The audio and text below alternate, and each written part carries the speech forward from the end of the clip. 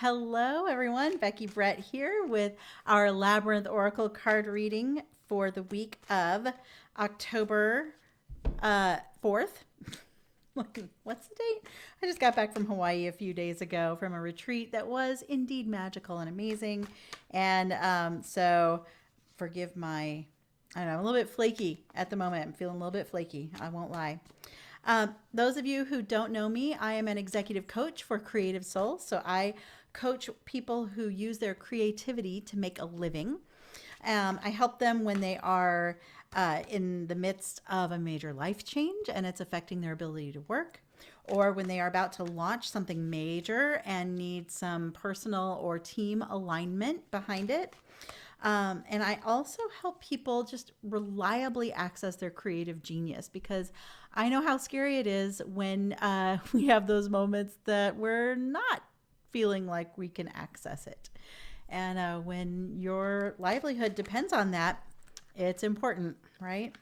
So, okay, I have shuffled. I have shuffled some more. I have cut the cards.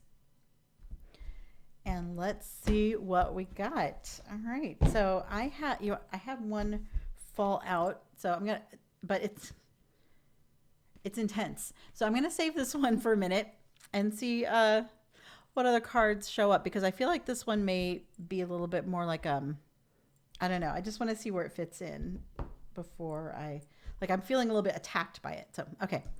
All right. Let's just pick the cards. And these are the Labyrinth Oracle deck from the brother or sister team of Kathy and Walter Pullen. And I love this deck so much. So, well, you know that because you've seen me.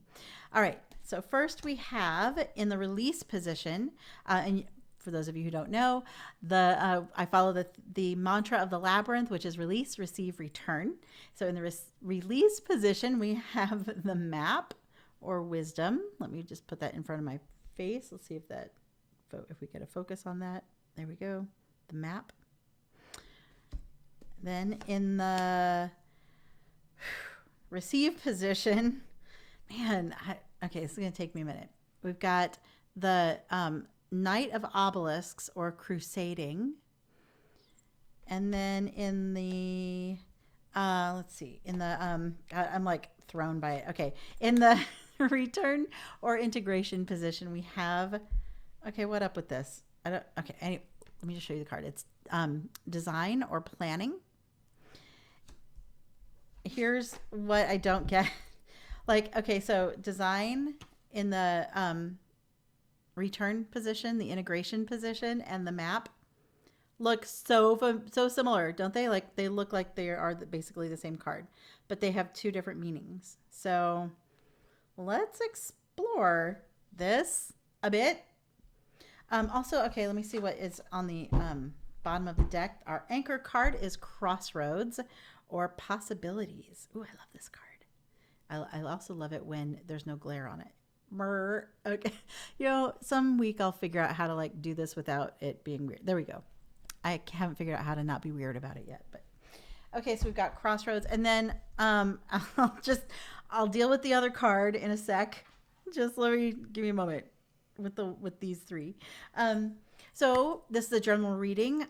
That means I will tell you what the card means, and you apply it however you want to your life, or don't. You have free will. But this is intended to be sort of like general guidance, and you get to decide how much of it you want to take.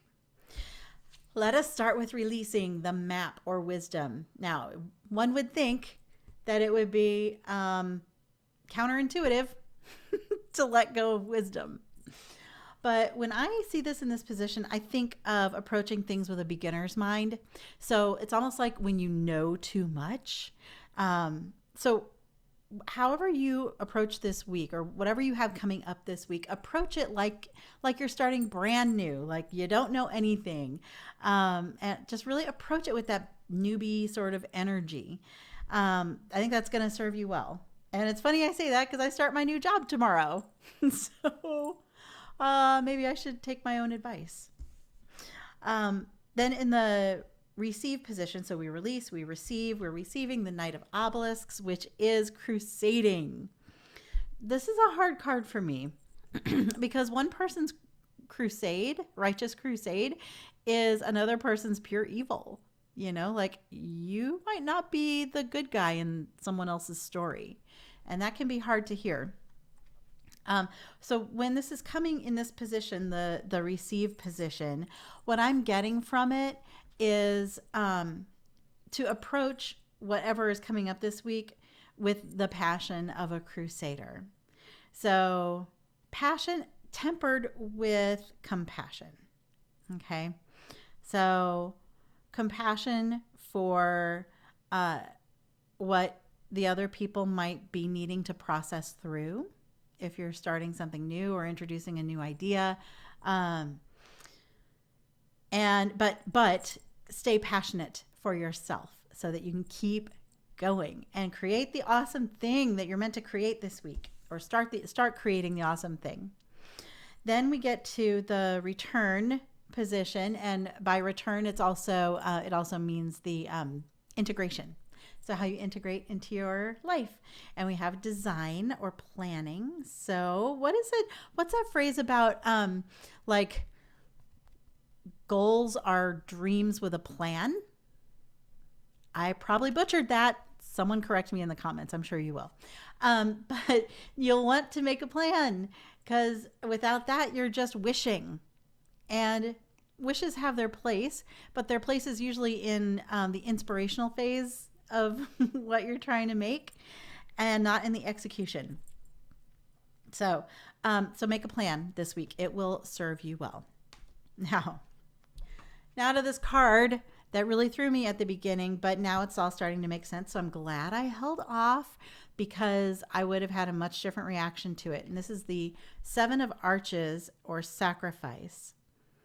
And because this just flew out of order, and it's not like the anchor card. I think what this is reminding us, arches in this deck are about the actions we take. And this sacrifice, I mean, sometimes you're the one to lay down on the grenade, you know.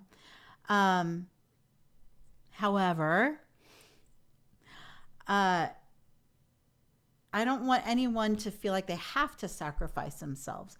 That said, there is a price to be paid for everything, right? So as you are embarking on this cool new thing that you want to do or create, think about what you're willing to give up. And it might not be, a huge sacrifice. I mean, it may be huge to you. Maybe you're giving up, one of the multiple hours a day you scroll TikTok. I don't know. I don't know who I'm talking to, myself. But, maybe that's the sacrifice you make. Or maybe the sacrifice you make is, honestly, I mean, maybe there are some relationships that are not going to be supportive and help you on this new journey.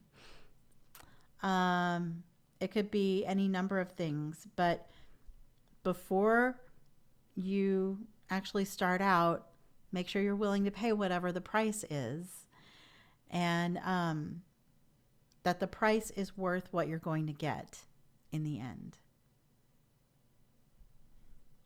And please don't sacrifice yourself. I'm not here for that. In fact, like that's one of the main things I am changing at my new job. I am here to create a place of employment that serves its employees, and not having the employees sacrifice themselves for the job. I mean, especially those of us in the arts, that's been our life, right? We are expected to sacrifice ourselves for the work, the art, the creation. And I think that's a load of, I think it's bullshit. Don't do that. We don't have to do that. So this card has a couple of meanings for me this week. It's like, don't sacrifice yourself, but do be willing to pay a price for the things you want. You know what? If you're going to be audacious enough to ask the universe for your heart's desires, then yeah, it's going to cost something. It's going to cost something. And it might cost you your ego. It might cost you patience. It might cost you, it might cost you, giving up control over the outcome. Again, talking to myself. But be willing to pay it. It's worth it. It's worth it.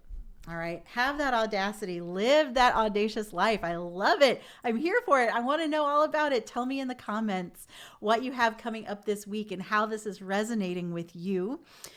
If you are interested in working with me as your coach, I do have a few spots available for one-on-one support. And it starts out in a 13-week container. So make sure you've got that amount of time to intensively work with me. And if you are interested, just DM me wherever you're seeing this or comment below and say you want to connect. And I'll set up a quick phone call to see if we're going to be a good match. Trying to think if there's anything else. The Labyrinth Retreat Planner is being updated already. I know I just released it like 3 weeks ago, but I was inspired while I was in Hawaii on my own retreat, and I wanted to add a few things. So that's going to be coming up soon. And the new edition will be uploaded to Amazon and my Etsy shop very soon. That is about it. All right. Have a great week, everyone. Did I even talk about the anchor card possibilities? The crossroads? Just know this. There are truly no wrong decisions. Okay? Like, if you can see the card, my goodness, I feel like there we go. So much glare on it. The sun and the rain are both needed.